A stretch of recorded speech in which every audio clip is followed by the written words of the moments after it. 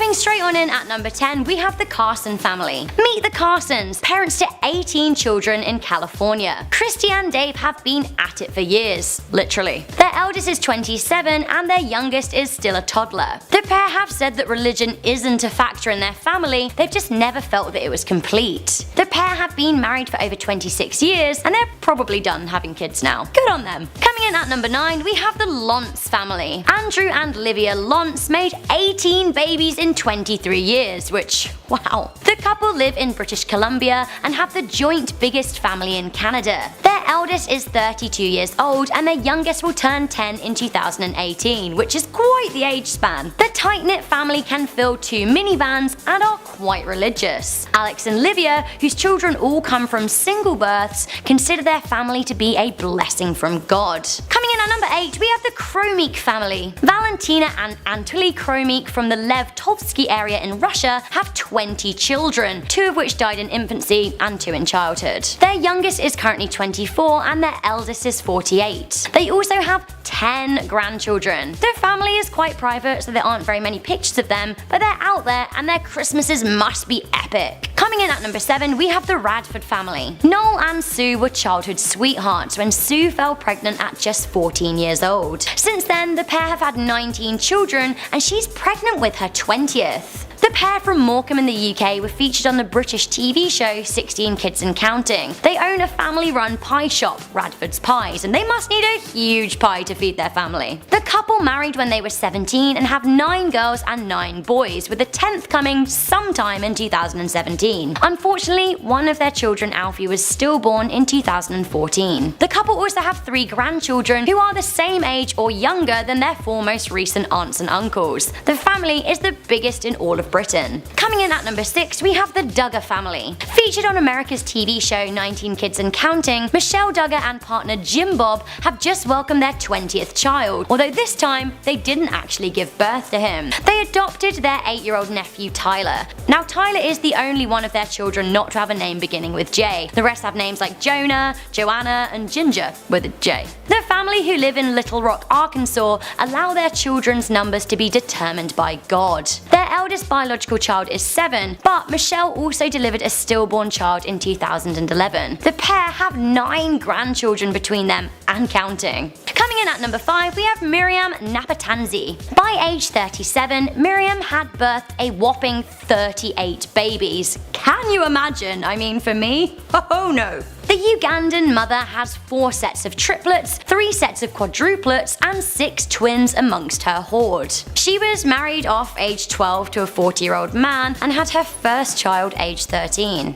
Her husband is thought to have children with other women too, disappearing for most of the year and returning to procreate. What a guy. Miriam has 10 girls and 28 boys. Her youngest are babies and her eldest are nearing 24 years old. She's actually widely considered to be the most fertile woman in Uganda and is very happy to live and raise her children. So on this list so far have been monogamous families and their children, being the product of 2 parents. Beyond this point though, families are polyamorous, which of course makes it much easier for a man to sow his wild seed. It takes him a few minutes, if you're lucky, whereas a woman's job isn't over for 9 months. Coming in at number 4, we have the Luiz Costa Oliveira family. A Brazilian man called Luiz fathered 50 children with 4 women, 2 of which gave him 17 children each, and 1 which gave him 15. He also had a cheeky one with an older lady. Living in the northern state of Rio Grande do Norte, Luiz has admitted that he doesn't actually know some of the names of his kids, but who can blame him? He's nearing his late 90s these days. He's actually kind of a fertile miracle. He has said that he loves women, saying the best thing God made in the world was women. There was also other things made that could have helped him out in this situation that rhymes with schmomdom. Coming in at number 3, we have the Chana family. Meet Ziona Chana,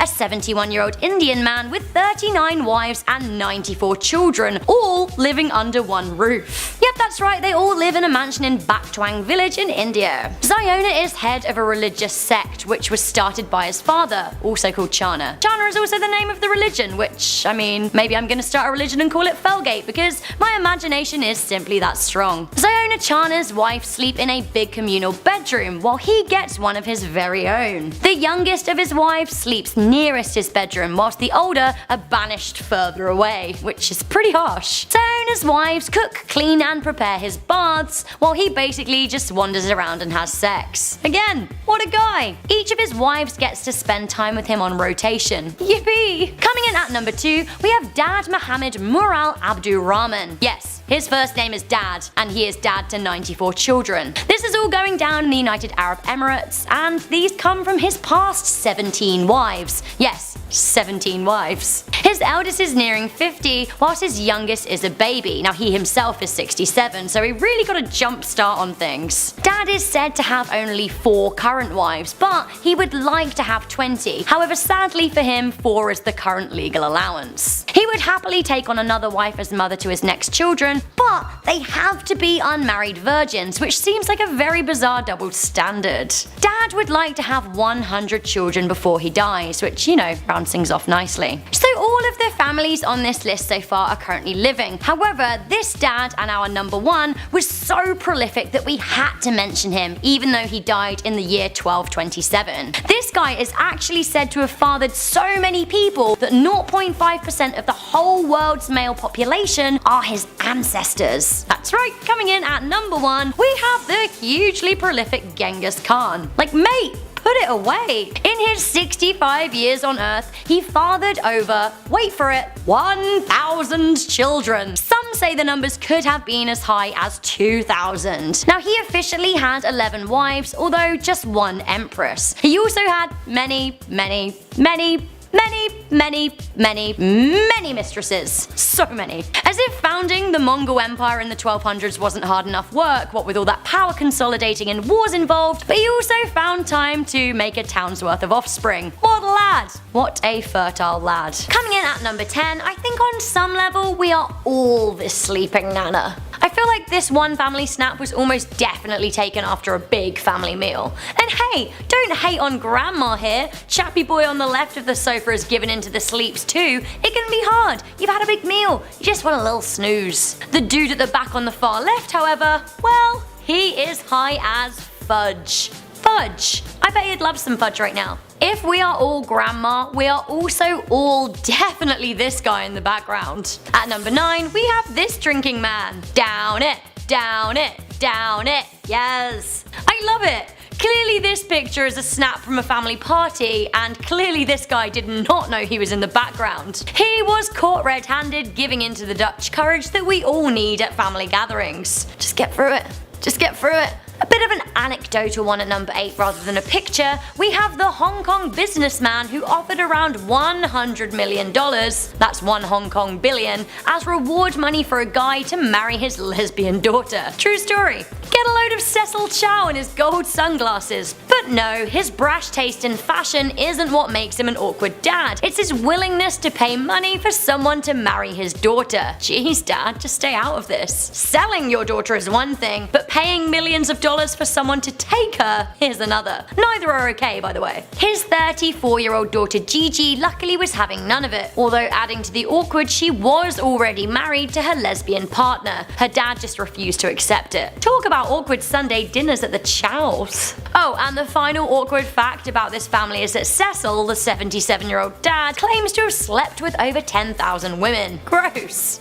Okay, moving on to what is possibly Cecil's spirit animal. Coming in at number 7, we have the turkey leg man, because that is his name. I actually have no idea what his name is, it could be anything. Let's go with Bruce. Bruce and his babes. Bruce and his babes slash, his potential family members. Weird. Firstly, what is happening with that turkey leg? And secondly, why is that kid in the background smoking? Other thoughts include hair, earrings, beers, and meat. A whole load of meat. Blimey, what a festivity. Speaking of festivities, at number 6, meet the Christmas alpaca. Christmas alpaca, oh Christmas alpaca, how lovely is your furry face. I guess that's what they all sing to the Christmas alpaca. I mean, I love a good llama. I love this photo too. The family just looks so festive. especially the dad in the back in his plaid shirt, wearing his Santa hat and yielding his sheep, because sheep and alpacas are vital to Christmas. It's the law. Coming into number 5, we have a dad who has just discovered Photoshop, although his skills are rudimentary at best. I found this picture on a website called Awkward Family Photos, and the poster left a little description of what is going on here. I'm gonna read out the description because it's kind of gold. It reads, "This is a photo of my parents and all of our heads, 4 daughters and their respective families. My dad loves photography and recently purchased a green screen so that our family photos could miraculously be in any lovely location in the world. This one, however, highlights the fact that he might want to improve his cutting and pasting skills. Oh dad, what a piece. A piece or several pieces that you really don't want to see up next. Uh-oh, it's Nana's bra. Ladies, simmer down. So I think that this is a mother, daughter and aunt combo. Whatever is happening, it seems like bras are on the agenda. And it also seems like a classic white bra is the go-to choice for these ladies. Well, there you go. Don't say I don't ever give you any boobs, because here are some boobs. Old lady boobs are boobs too. Boobs. Number 3 stresses me out a lot. Like, don't accessorize with your children. I don't care if that baby really does set off your dress. It isn't okay for you to strap one to your wedding gown. This woman, Shona Carter Brooks of Tennessee, strapped her baby to her wedding dress and dragged it behind her as she walked down the aisle. A picture of the controversial dress went viral on Facebook, and the mother responded by releasing a statement that read, "Our 1-month-old was awake and well secured on my train. Most important, while y'all got your feelings in us, we had our hearts in Christ, which covers all. Jesus is on our side, and everything worked out fine." Okay, just whoop. From a mother who sewed her baby into her wedding dress to a mother who knitted her son, coming in at number 2. Yes, she knitted her son. Marique Vorzluji was so sad when her son hit puberty and didn't need her as much as he used to that she knitted a life-size replica of him to hang out with her. She said that she wanted to cuddle her son, but he didn't really want to so much, so she made a knitted version that she could cuddle at will. She even photographs her knitted son in different poses. She has a picture of him with her real-life son, who seems pretty bemused. I'm not sure what I would do if my mum knitted a version of me. It would be kind of creepy. Finally, at number 1, we're back onto the pictures, and what a fine picture this is. This picture is terrifying and awkward, and then terrifying some more. Like 10 layers of terrifying, 5 layers of awkward, 10 more layers of terrifying. What does it mean? I mean, did they just have some face paint left over from Halloween? I was so absorbed in their faces that I almost didn't notice that their denim matching was going on. Like, wow, denim matcher, woo-hoo-hoo. Denim, denim, denim, denim, denim, denim, cult makeup, scary faces, denim and a dog, smog. Maybe that's their Strange Family cult song. I don't know, you'd have to ask them. That dog does not know what the absolute F is going on. He's just like, I'm here because they bought me and I don't have a choice, but meh. Starting off this list in our number 10 spot, we have Let's Celebrate. Okay, so this story is one wild ride, and it is honestly actually pretty terrifying. One night, a young woman was coming home late after she had been out having a few alcoholic beverages. Her creepy neighbor unfortunately witnessed this and for some reason decided to head to her front door with her. Her birthday had recently passed, and so when her weird neighbor tried to give her a hug, she just assumed it was him trying to be nice, but things quickly got even more strange. As she was trying to get into her own home, he kept insisting he should come in and have a drink with her so that they could celebrate more appropriately. Absolutely not. This woman was thinking quick because she decided to tell him that she couldn't find her keys, and then she quickly pulled out her phone and she said she was calling someone who might have them. She was actually calling her cousin though, and she told him how scared she was. He lived close by, so he jumped out of bed and drove really quickly to come and pick her up. I wish this was the end of the story, but she explains that shortly after this creepy night, her neighbor actually ended up poisoning one of her dogs just out of pure pettiness. That is so insane.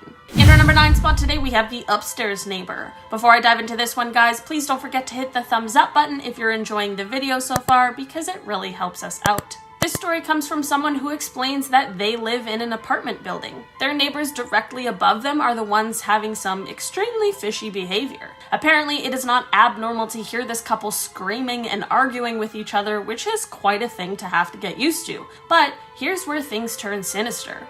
Our storyteller explains that she hasn't seen the wife for at least 3 months now, which obviously isn't normal. And now, suddenly, the husband says that he's going to Malaysia for a while, but our storyteller feels like he's going forever considering he is also selling his apartment. And we still don't know where the wife is. I'm hoping that maybe they just decided to separate since they were obviously arguing all the time and that nothing more sinister is going on here. If I was their neighbor, I'm sure my mind would definitely be racing as well though. In our number 8 spot today, we have this suspicious behavior. This story starts off with a description of the family next door. There are 3 of them, a husband, a wife, and their 2-year-old daughter. Apparently the husband has always been super weird and gave off some bad feelings. He had a really expensive car and apparently basically all he did was drive it and wash it. So, one day, the police came knocking on our storyteller's door, and the police explained that apparently the husband and wife next door had supposedly gotten a divorce, but they wanted to know if they happened to know the whereabouts of the wife and daughter because they could not locate them. Our storyteller didn't know anything about their whereabouts, but gave what info she did know, which was that she had a 2-year-old and that she was maybe pregnant and that she drove a white Jeep. After this police visit, they didn't hear anything else, but of course kept their eyes and ears peeled. A few months after the police visit, the creepy husband is outside cleaning his expensive car, and this is when our storyteller sees the wife's white Jeep in the garage of the house. If she had run off, why would she leave her car? The creepy husband saw our storyteller see the Jeep, and just a few short days later, he ended up selling it. This could all just be a coincidence, but it certainly is all a little suspicious. In our number 7 spot today, we have the Skull Stealer. This next story is one that our storyteller luckily didn't have to witness, but it definitely is still quite strange. Apparently this neighbor man was out and about searching for gold one day, and on his way back he ended up being pulled over for some reason.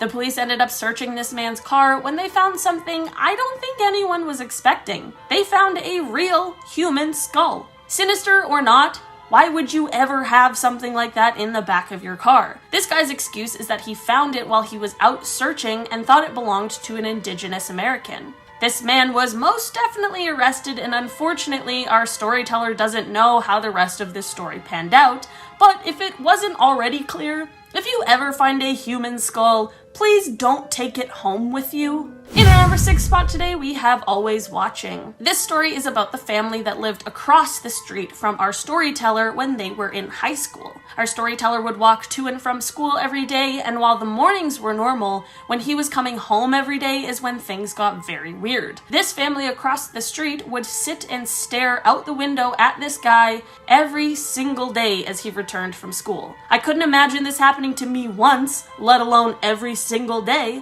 but that truly sounds like an absolute nightmare. To make things just a little more strange, it apparently wasn't uncommon for them to get phone calls from their scary neighbors' phone numbers, but when they answered, there just wasn't anyone on the other end. I feel like I would have immediately put my house up for sale or something because every night I would feel like I would need to sleep with one eye open. In our number 5 spot today, we have Stay Away. This story comes from someone who had some weird neighbors when they were around 9 or 10 years old. The people who actually lived next door were a middle-aged couple, and while they didn't have any kids of their own, they had 3 nieces who were around the same age as him, so they would play together often. One day the couple invited our storyteller to church with them. There isn't necessarily anything inherently wrong with that, but what happens next is where things turned a little strange. This couple then proceeded to explain why this child should come to church with them, which already sounds creepy. They began to explain that the world was about to end and that they were preparing for that. These fully grown adults literally told the child that if he wanted to live, he should go to church with them.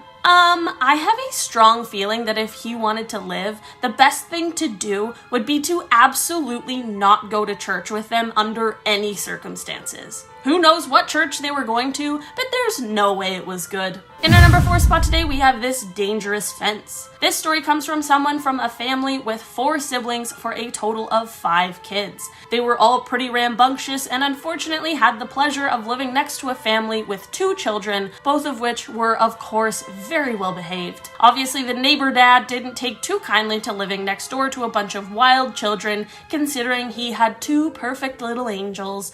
But he certainly took things way too far. One day our storyteller was climbing around on the fence that separated the 2 properties, and this set off the neighbor dad. Instead of doing literally anything normal, he decided to do one of the most messed up things he could. He took those nails that are used for carpets to grip the flooring and stuck them in bars of wood, which he then placed on top of the fence. Keep in mind that our storyteller is around 5 years old at this time. So every time he would try to climb to the top, he would be stuck by a nail, which would then cause him to fall off. Luckily, our storyteller never got seriously injured or anything from this, but how weird is it for the neighbor dad to react like that? In our number 3 spot today, we have the rose garden. This story comes from someone's aunt and is about a neighbor she had in the 70s and 80s. This neighbor was harmless but had quite a creepy pastime.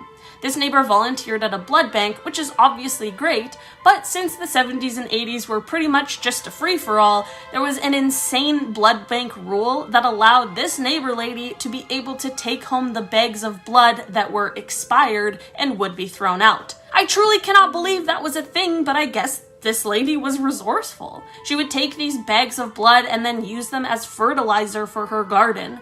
Our storyteller's aunt explains that you would see her out there on her knees, digging around with a big floppy sun hat, just working human blood into the soil around her roses. They end off this story by explaining that all of the flowers in her garden were truly magnificent, and I guess maybe she really was onto something. In our number 2 spot today, we have the next door dentist. This story comes from someone whose neighbor was a dentist, and he lived with his wife, and they apparently had one creepy child. Our storyteller explains that this weird family next door once absolutely freaked out on them for planting some flowers alongside their fence. They didn't go into detail about why, but the dentist family screamed as they said they didn't want anyone digging up their land. That's a reasonable request for sure, but also very, very suspicious. The dentist family ended up moving out 2 years after this strange incident, and our storyteller didn't really think much of them until 3 years after that. In an absolutely wild but not surprising turn of events,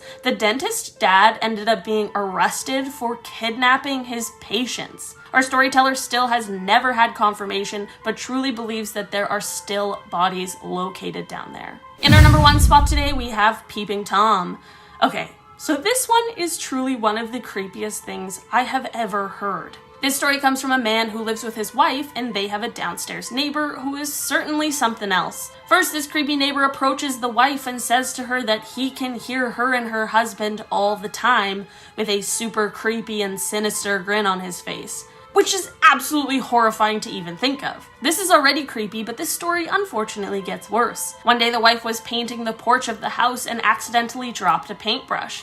She bent down to pick it up and sadly had to see what no one should have to see. Through the slits in the deck, she saw this creepy neighbor's eyes staring up at her. Tell me why this creepy man was laying under the porch, staring up at her, being a weirdo peeping Tom.